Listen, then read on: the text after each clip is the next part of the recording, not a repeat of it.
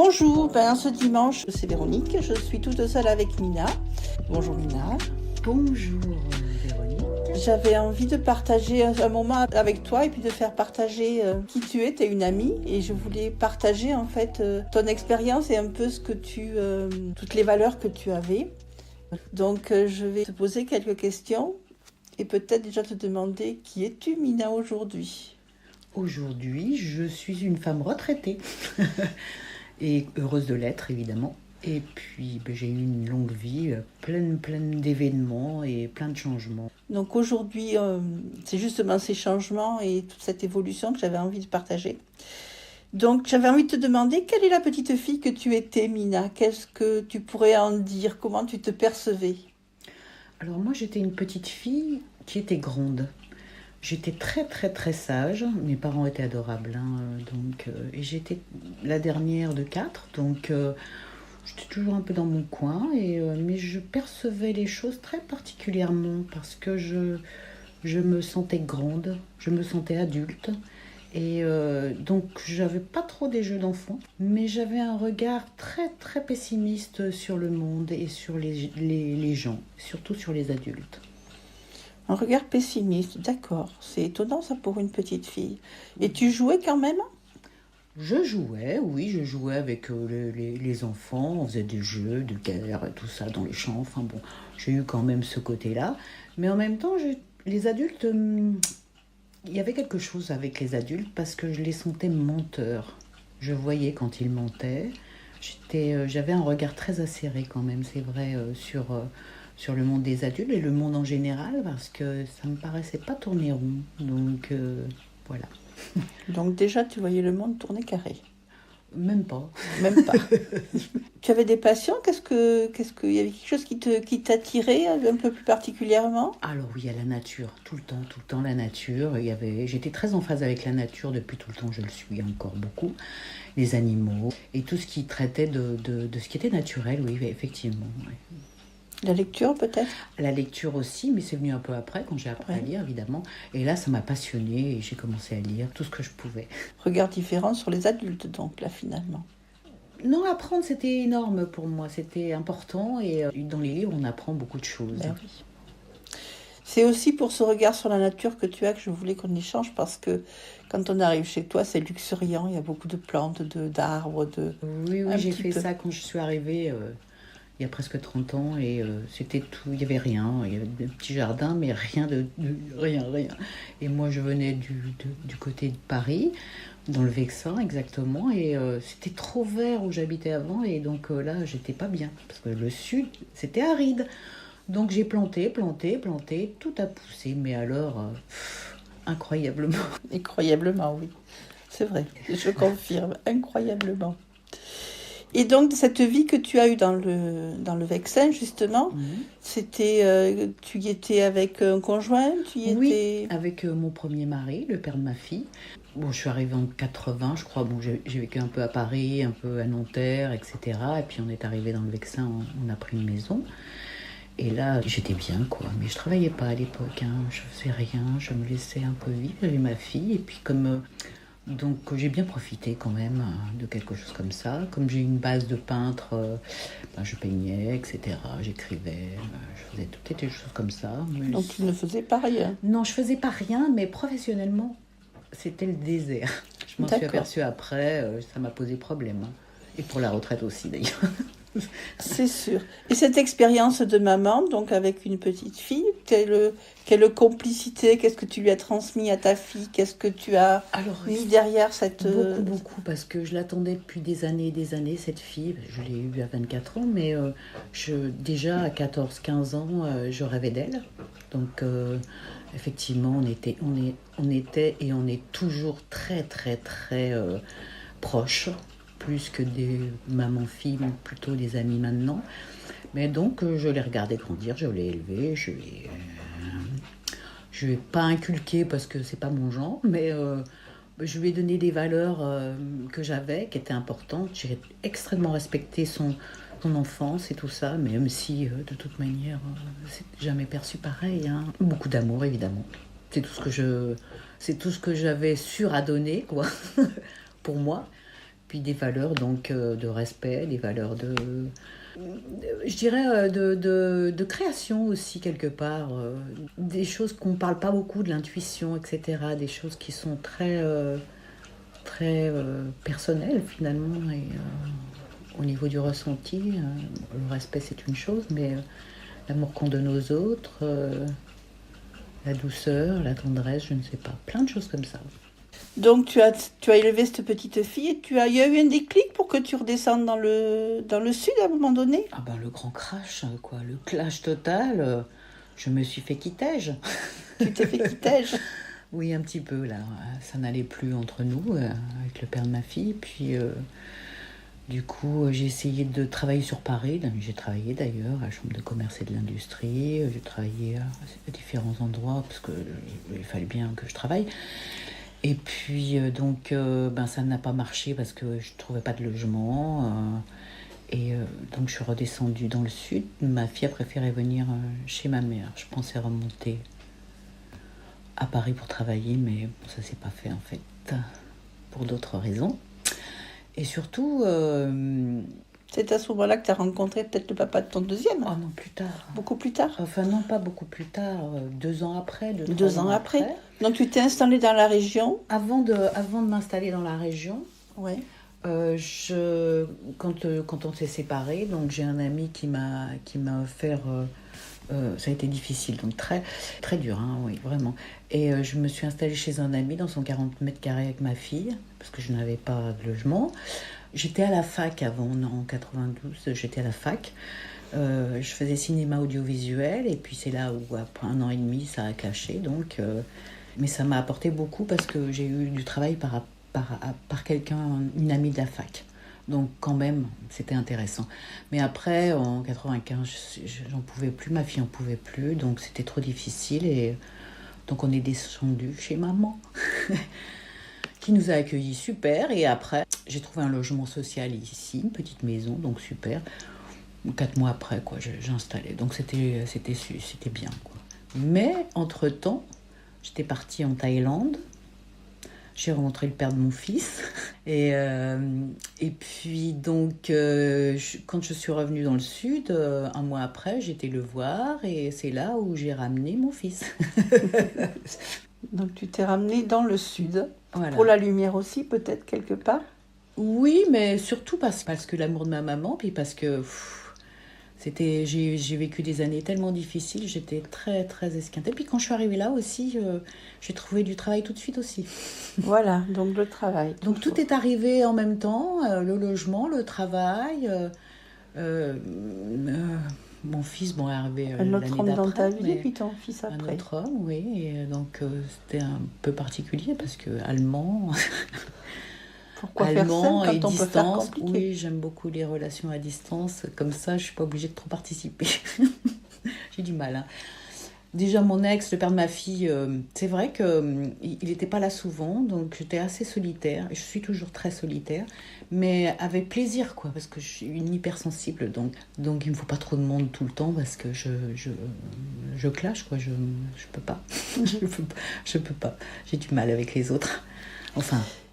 Et arrivé ici, donc qu'est-ce que tu as travaillé? Tu m'as dit dans une bibliothèque. Avant au café. Après, j'ai travaillé dans une bibliothèque au village. C'était une création, c'était génial. Alors ça, tout était génial. Ça m'a complètement... Ton expérience des livres. Oui. J'ai informatisé la nouvelle bibliothèque, etc. Mais ça n'a pas bien fini non plus. C'est pas grave. Non, c'est une question d'autorité. Hein. Avec le maire, c'était un peu... Je faisais un petit peu tout et n'importe quoi et je n'étais pas reconnue avec des contrats aidés, ce qu'on appelle des contrats aidés, donc précaires. Mm-hmm. Donc à un moment, j'ai dit stop. Je serai encore sinon. Ouais. Et donc du coup, après, tu as continué à élever tes enfants, tu es restée sur Bessan. Si tu devais retenir une leçon de toute cette période de ta vie, qu'est-ce que tu dirais? Enfin, une leçon entre guillemets, pas forcément négative, hein, mais par rapport à mes enfants. Tes enfants, ton travail sur... Alors, il y a quelque chose que j'aimerais dire, c'est que mes enfants toujours été tout pour moi. C'est-à-dire que j'étais... disons que c'était ma vocation d'être mère. Hein. Et en même temps, j'ai oublié mon rôle de femme, disons que je ne l'ai pas trouvé.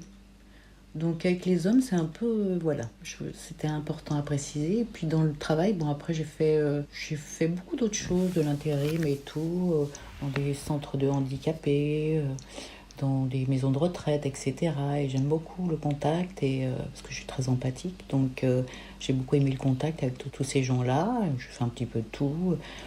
Puis je travaille aussi dans une école primaire et maternelle, donc je m'occupais des petits aussi. Mais j'ai jamais trouvé la voie. C'est un peu la sensation qu'on a quand on t'entend parler de ta vie professionnelle. En fait, Décousu. c'est plus, peut-être ta vie professionnelle, c'est peut-être plus une vie professionnelle de maman Oui. qu'une vie professionnelle à l'extérieur. Oui, oui, c'est parce que je suis pas une grande ambitieuse, hein. Enfin, par rapport à ça, la profession et tout, mes ambitions sont immenses. Mais c'est à un autre niveau. Donc bon, c'était important mes enfants, qu'ils aient leur mère, qu'ils soient choyés, qu'ils aient de l'attention qu'ils méritent. C'est très important pour moi de donner de l'attention aux autres, comme je l'ai fait aussi avec les handicapés, avec les autres enfants, etc. Donc, et puis, une envie de reliance. Donc, j'aurais voulu trouver un métier qui faisait la reliance. Et quand je dis reliance, c'est les gens étaient tous séparés. Par exemple, je travaillais en hôpital et tout était cadré. C'est-à-dire, c'est les infirmières là, les aides-soignantes là, les médecins, voilà. Et ça communique pas avec les patients, il n'y a rien qui communique. J'ai constaté ça et j'ai dit, mais il manque de reliance dans ce monde incroyable. Et, Chacun sa boîte. voilà, chacun sa boîte. Et comme j'ai jamais supporté d'être dans une boîte, dans un cadre ou dans quoi que ce soit, ça me convenait pas, quoi. Donc, j'ai toujours essayé de casser un peu les codes, mais c'est pas évident, hein. Maintenant, c'est peut-être plus dans l'air du temps. Oui, c'est plus dans l'air du temps. Et donc, si tu devais inventer ton métier aujourd'hui, on fait un saut dans le temps de 20 ans en arrière, on te propose de reprendre une nouvelle vie, de dire, allez, Ouais. tu repars, t'as tes enfants. Imagine ton métier, comment tu le crées? C'est difficile, hein, parce qu'il y a toujours on a toujours des critères, tout ça, et moi, la reliance, je voudrais être reliante. Reliante, Mais, d'accord. enfin, je sais peut-être pas le nom, mais créer du lien, en tout cas. Ouais. Et créer du lien à tous les niveaux, hein. Je parle parce que j'ai une base artistique quand même, de toute manière. Et au niveau du corps aussi, j'ai fait de la danse, etc. Donc, et la musique. Et bon, il y a beaucoup de choses comme ça qui, pour moi, sont tout à fait reliées, quoi. Et donc, transmettre tout ça, et la parole aussi, bien sûr, transmettre tout ça à, à différents genres de gens, enfin, différentes catégories de gens, ça peut être la professionnelle et tout ça, mais après c'est un peu flou parce que justement ça n'existe pas ce métier. J'ai cherché à un moment, mais j'ai pas trouvé. Aujourd'hui, tu pourrais l'inventer peut-être, Ça pourrait être peut-être, oui, ouais, ouais. avec un fil conducteur, en passant de l'endroit à l'autre, Mm. avec les moyens que tu as, hein, la danse, Oui. la musique, la parole, le sourire, l'amour. Oui, Tout ça, important. c'est important Oui, aussi. Hein, très important. Toujours. Et aujourd'hui, où on sent que ça y est, tu nous as dit tu es à la Oui, c'est retraite. la fête tous les jours. Tu l'as vécu comment ce passage à la retraite? Ça a été quoi Comme un pour toi? soulagement de ne pas avoir à chercher du travail, parce que c'est vraiment un truc atroce, moi je trouve, de chercher du travail. Moi qui n'arrive pas à me mettre dans les cases, on me demandait toujours de me mettre dans des cases qui ne me convenaient pas, et par rapport à cette empathie, quoi, enfin je sais pas comment le dire, mais en même temps, bon, à chaque fois que j'ai fait des métiers, j'en ai fait d'autres, hein, j'en ai fait plein d'autres. Mais donc, j'étais obligée de partir parce que j'arrivais pas. Problème avec l'autorité, parce que pour moi, un président, c'est comme un SDF. Je parle pareil. Tout le monde mérite le respect, etc. Et donc, j'ai arrêté. Donc, trouver encore, et on nous demande, en recherche d'emploi, on nous demande des trucs, mais c'est n'importe quoi, franchement, je le dis. Et on nous demande pas ce qu'on a envie de faire et où on est bien, où on est bon. on nous demande de se mettre sur des rails qui sont déjà complètement pourris, quoi, pour moi. Hein. C'est, le milieu du travail est pourri dans le sens où c'est de l'esclavage, quoi. C'est pour ça. Donc la retraite, j'ai enfin soufflé, j'étais plus dans ce cycle-là, donc je ne suis plus, enfin bon, ça fait pas si longtemps, mais bon. Et donc c'était très bien. Et donc là, je prends des marques, je fais autre chose, je pense autrement. Ça peut me permettre aussi, ça me détend quelque part l'esprit par rapport à toute cette recherche, parce que c'est vraiment, il faut gagner sa vie. Et moi, je ne suis pas d'accord, la vie, elle nous a été donnée par nos mères, par Dieu, si on veut, comme on veut, comme on peut l'appeler. Et c'est un don, donc on n'a pas à la gagner. Voilà. On l'a déjà. On l'a déjà. On n'a rien à perdre. Voilà. Et on est dans un mode de survie dans ce monde. Donc, petite déjà, je voyais bien comment ça fonctionnait. Je ne supportais pas. Et donc, grande, c'est encore pire. Et donc, c'est un monde qui est pas du tout humain. Et donc, je pense qu'on est en train de se remettre sur une forme d'humanité qui nous correspond mieux, d'ailleurs. Simplement, on est en train de redevenir humain, peut-être. Enfin, c'est comme ça que je le sens. Maintenant, parce que je vois pas beaucoup de monde. Je regarde pas la télé, je l'ai pas, etc. Donc, je vois ça un petit peu de loin, mais c'est important aussi de prendre du recul devant ce monde qui n'a pas de sens. Si tu avais un message à faire passer à des jeunes femmes qui sont en difficulté, qui se sentent un peu perdues, qui trouvent que la vie est injuste et que c'est difficile d'arriver à se trouver. Qu'est-ce que tu pourrais leur dire ? Alors ça, j'aurais bien aimé qu'on me pose la question quand j'étais dans ces situations-là, parce que ça m'est arrivé plusieurs fois. Et répondre, c'est difficile, mais avoir quelqu'un qui sait écouter, c'est déjà bien. Comprendre que finalement, il y a pas de fatalité aussi. Finalement, quand je réfléchis bien, de toutes ces situations qui étaient difficile, parfois sordide, parfois, pas facile. Je m'en suis toujours sortie. Mais voilà, on s'en sort toujours. Donc en fait, c'est pas de l'espoir que je parle. Hein. Je parle simplement d'une force intérieure qui fait que, en fait, c'est une foi peut-être à ce que la vie donne toujours tout ce qu'il faut au bon moment. Alors après, il faut avoir cette foi parce que je pense que ça porte beaucoup. Foi en la vie. Foi en l'amour. Voilà, et foi en soi peut-être aussi. Oui, ça va avec. C'est le plus difficile d'avoir foi en soi. Dès que je me suis aperçue de ça, dès que j'ai compris, à chaque fois j'ai compris que cette foi en moi, il fallait que je l'aie, toutes les portes sont ouvertes à chaque fois. Donc bon, c'est vraiment un travail intérieur. Peut-être que j'ai mis toute une vie à comprendre. Oui. Mais peut-être que là, c'est aussi de ton expérience, on peut transmettre à d'autres qui sont plus jeunes et qui sont en difficulté ou qui pensent qu'elles n'ont pas les capacités, que finalement, on peut raccourcir en travaillant, en pensant à soi et en prenant confiance, en ayant la foi. Oui. Dans les épreuves, on m'a souvent dit, ce qui ne tue pas nous rend plus forts. Oui, c'est vrai. Alors, c'est vrai que plus fort, on a toujours le sentiment quand même qu'il y a un peu une façon de violence, enfin, de se battre, de combat, en fait. Oui. Et tu penses que la vie est un combat ? Non. Non, justement. Comprendre qu'en fait, on peut se passer de ça.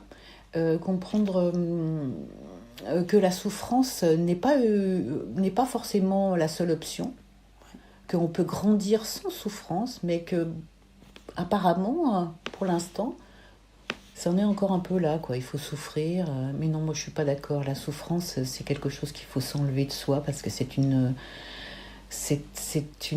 un poison. Est-ce que tu penses que la joie oui. et le rire, ça amène des choses ? Oui. Oui. La joie, je pense que ça porte. Donc cultiver sa joie, c'est ce que j'ai fait depuis tout le temps, cultiver sa joie. J'étais pessimiste, je suis devenue très optimiste. Mais c'est parce que je me suis quelquefois forcée à cultiver la joie parce que c'est une vibration qui porte énormément et qui change vraiment tout. Ça change le regard qu'on a sur la vie. Le sourire, mon sourire légendaire, bien sûr. m'a sauvé la vie, beaucoup de fois. Donc, pas mal de circonstances. Par exemple, je traverse la rue la nuit dans Paris. Une bande de skinheads arrive en face. Et je fais quoi? Je cours de l'autre côté. Non. Je prends mon plus grand sourire. Je passe entre eux et je leur dis « Bonsoir !» Eh bien, les bonsoirs joyeux ont fusé. Et c'était une belle expérience. Et sans agression. Et sans agression du tout. Ouais. Comme quoi, d'avoir le sourire souvent, oui. C'est important. Hein. Oui. Accrocher un sourire à ses lèvres. Oui. Moi, je l'ai découvert avec les patients. Hein, quand tu arrives avec le sourire, tu arrives à ce que les gens se transcendent, en fait. J'ai une expérience comme ça d'une dame, je travaillais dans une maison de retraite, et il y avait une dame Alzheimer. Et quand j'arrivais, je lui disais bonjour. Elle ne parlait pas vraiment, mais et quand elle me regardait, ses yeux s'illuminaient, et c'est comme si elle me reconnaissait. Et pourtant, on ne se connaissait pas, quoi. Donc oui, c'est très important. Ouais. Et regarder les gens dans les yeux avec de la grande douceur et de l'amour, ça fait toute la différence, quoi. Tout est porteur dans la vie. Oui. Tout est porteur. Et aujourd'hui, tu es grand-mère. Hein. Oui. Tu projettes quoi dans ce rôle? Ah ben rien, parce que ma fille est loin, très loin, à plus de 1000 km, donc je projette pas, mais... Bon, quand je peux voir ma petite fille, je suis heureuse. On a une relation très rigolote, parce qu'elle est encore petite. C'est une mamie rigolote, de toute façon. Oui, avec les couettes et tout, donc une mamie rigolote. Oui, mais je peux la mettre en colère, parce que j'ai une grande patience et tout, et puis elle est impatiente, et donc ça donne parfois des situations rigolotes. Mais... c'est très bien. Enfin, bon. Donc, je ne me projette pas, j'évite de me projeter. En fait, quand je te dis projeter, qu'est-ce que tu mets de toi dans cette relation? Tout mon Qu'est-ce cœur. que tu veux lui apporter? Qu'est-ce que tu as envie de lui transmettre, en fait, de ton expérience, de la vie de sa maman petite, tu vois, qu'est-ce que... On va voir ça, je pense, parce qu'à 4 ans, je ne suis pas sûre de pouvoir lui transmettre quelque chose. C'est plutôt vibratoire, hein, je dirais. À ce niveau, c'est vibratoire, donc mon calme et tout... ma joie, voilà, ça marche bien, il n'y a pas de problème. Apaise. Quand elle est toutes les deux, toute seule, elle est très apaisée, tout va bien, donc il n'y a pas de problème. Mais après, il faut parler plus, donc c'est encore une autre étape. J'en suis pas là. Tu es une mamie livre? Oui, mamie histoire? Des histoires, oui. À mes enfants aussi, je racontais beaucoup d'histoires, donc oui. Et mes enfants sont très libres aussi. Et la petite, on verra. Mais oui, sa maman est très libre aussi. Donc je pense que ça devrait... Et ces histoires, tu les inventes de temps en temps? Pas trop, non. Non. Pas trop. J'aime bien lire. Ouais. Alors bon, il y a beaucoup d'histoires maintenant qui sont écrites, qui sont intéressantes. Mais c'est vrai que des fois, j'ai envie de raconter des histoires, mais c'est pas forcément des histoires pour enfants. Je ne sais pas, ça dépend. Je peux inventer beaucoup de choses, je peux inventer des histoires comme ça, mais pas à raconter, juste à dire comme ça, ou à inventer des trucs rigolos qui font rire, des blagues. Là, on a la sensation quand même que c'est beaucoup de mère à fille, hein, les transmissions dans ta famille. Oui. Tu as beaucoup parlé de ta maman, tu as beaucoup parlé de ta fille, de ta petite fille. Oui, merci. Ton papa, dans tout ça, il était où? Il était assez présent, il travaillait et tout, mais il est mort plutôt... très jeune, enfin quand je dis très jeune, j'avais 26 ans, donc pour moi c'était trop. Donc c'était une perte difficile, donc effectivement il y a quelque chose que je partageais avec lui, mais c'est au niveau de la connaissance, on parlait beaucoup ensemble, et puis il m'a transmis son intérêt pour l'univers, les planètes, tout ça, enfin comment ça se passe, et d'autres choses aussi de particulier, je pense, son côté rebelle. et des choses qui sont comme ça. C'est pas évident parce que ça fait longtemps, et puis en même temps, il est toujours dans mon cœur. Mais c'est vrai qu'il y a un côté indépendant, un côté peut-être masculin que j'ai gardé de lui, un côté hypersensible. C'est vrai qu'il s'est passé des choses qui sont difficiles à raconter, mais il a eu un accident et il voulait tout le temps que je lui pose les mains sur sur sa jambe, parce qu'il était censé ne plus remarcher, puis finalement il a remarché. Et il aimait bien que je le masse. Alors j'étais petite, mais il aimait ça. Et sur le coup, je ne comprenais pas, mais je faisais ça aussi avec les animaux. Donc en fait, ce qu'on a dans les mains, enfin ce que j'ai dans les mains, c'est peut-être lui qui me l'a transmis aussi, je pense, d'une certaine manière. En même temps, faire avec ses mains, c'est aussi attraper l'autre, faire un lien. Oui. Toujours le lien qui est là. Oui, effectivement. Donc l'importance aussi. Oui. Mais c'est vrai que ma mère nous racontait des histoires qu'elle inventait, elle. Ouais. Elle l'a raconté à ma fille. Donc elle lui a appris beaucoup sur la nature, évidemment. Ma mère a été élevée à la campagne. Donc oui, il y a beaucoup de liens de mère à fille, etc. Et on est assez fusionnel avec ma fille. Donc on peut se parler de beaucoup de choses très, très décalées, je dirais. Parce que c'est en profondeur, quoi. Moins avec mon fils, mais il est plus jeune. Mais en même temps, ma mère l'a élevé un petit peu quand même, donc avant de mourir. Et donc il a aussi profité d'elle, et puis elle de lui aussi beaucoup. Parce que ma mère, c'était les enfants, quoi. Elle a été nourrice longtemps, elle a élevé beaucoup d'enfants. Donc il y a ce lien comme ça, cette importance de partager quelque chose et de créer du lien. Voilà. Ton fils aujourd'hui, il est proche de toi géographiquement. Il a des enfants ? Non, il est tout seul. Il n'est pas encore d'enfant. Bon, je ne sais pas s'il en aura un jour. Ma fille a attendu ses 37 ans pour avoir sa fille. Donc voilà. Moi, j'ai eu mon fils à 37 ans. Donc voilà.